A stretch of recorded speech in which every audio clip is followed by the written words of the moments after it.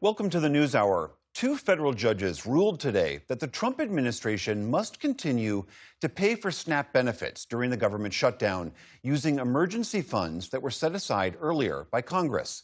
It comes one day before a freeze was set to take effect for the nation's biggest food aid program, which is also known as food stamps. Before the judges' rulings came down, House Speaker Mike Johnson gave a news conference along with Agriculture Secretary Brooke Rollins. They warned that her department's $5 billion contingency fund cannot cover SNAP for long if the shutdown continues. It is a contingency fund that can only flow if the underlying appropriation is approved. And listen, even if it could flow, it doesn't even cover half of the month of November. So here we are again in 2 weeks having the exact same conversation. Democrats have argued that a separate fund with about $23 billion could be tapped to keep the food stamp program running. SNAP pays out about $8 billion per month and goes to roughly 1 in 8 Americans. Another social safety net program that is potentially at risk with this shutdown is Head Start, the federal program that provides early childhood education, health, and food support for low-income families. Without funding, hundreds of Head Start programs across the country will have to close their doors, which could impact tens of thousands of children across the country. Here's how Rika Strong, who runs some Head Start programs in Vancouver, Washington, described it. When I look at our families, when I look at our babies, and I walk into that classroom, and I'm sorry, it makes me emotional because I know the support and the impact that our programs have both on our children and families, and knowing that there are some classrooms that come Monday, when I go out to check on them and see how folks are doing, our families won't be there. So joining us now is Tommy Sheridan. He is the Deputy Director of the National Head Start Association, which is a nonprofit organization. Tommy, thanks for being here. Without this funding, how many programs, how many kids are we talking about losing this? Yeah, well, William, thank you so much for having me and telling this important story. As of Monday of this coming week, if the government does not reopen before then, we are going to see approximately 140, that's out of 1,600 Head Start grant recipients nationwide, 140 of them will be at risk of losing access to their federal resources.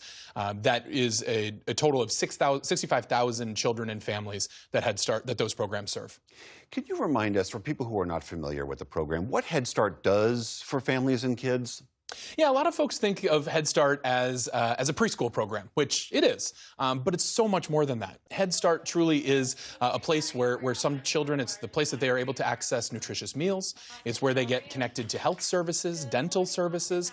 It's where children who might have developmental delays are able to be connected to the support services that they need to be successful in school and in life. And it also provides family support. So it is much more of a comprehensive program than just a regular preschool program, which is so incredibly important as well. But this is really one of the most critical programs for so many Americans across the country. Children and families who are in Head Start, they are some of the most at-risk children and families in our communities. We're talking about families who are income eligible, meaning below the federal poverty guidelines, or experiencing homelessness in the foster care system, or eligible for food benefits. Head Start truly is the launch pad to success for millions of children and families across America over its 60 years, and we're terrified about what is going to come if the government shutdown continues. And is this pain going to be spread equally across the country? Are certain states going to feel it, see it impacts more than others? So no, the beauty of Head Start is it actually is a federal to local program. So the federal government, Department of Health and Human Services, provides grant funds to community-based programs. Could be a school district, could be a nonprofit agency, a faith-based organization, a city or county government. And the way that Head Start is structured, each of these individual grants have different start dates. So that's why we're only talking about 140 out of the 1,600 that are nationwide. And has this ever occurred in previous shutdowns?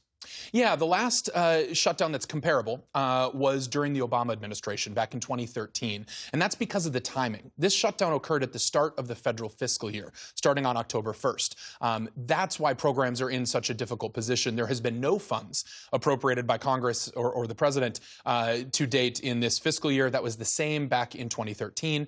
There was, at that time, a number of programs that were forced to close, and similarly, we're very concerned that we are on track for doing that exact same thing. So from that previous experience, what is your understanding about what the downstream consequences would be for those kids and families? Yeah, so the good part about the past shutdown is that it was really only a short period of time that there was a shutdown, just a couple of weeks. Unfortunately, with this shutdown, we're looking much longer at the impact here. The impact is really on four different groups. It's on children who rely on Head Start for their health services, nutritious meals, things of that kind.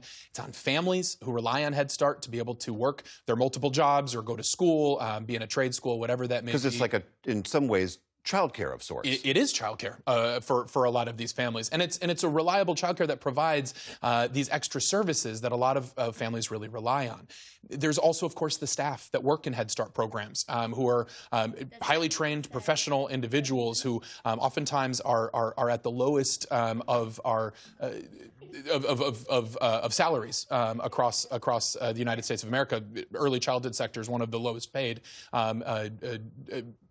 professions, thank you. And then, of course, also will be ripple effects on communities. Head Start, given that it's federal to local, we have local businesses. We have small businesses, vendors, contractors that we rely on to be able to provide the launchpad to success that Head Start provides.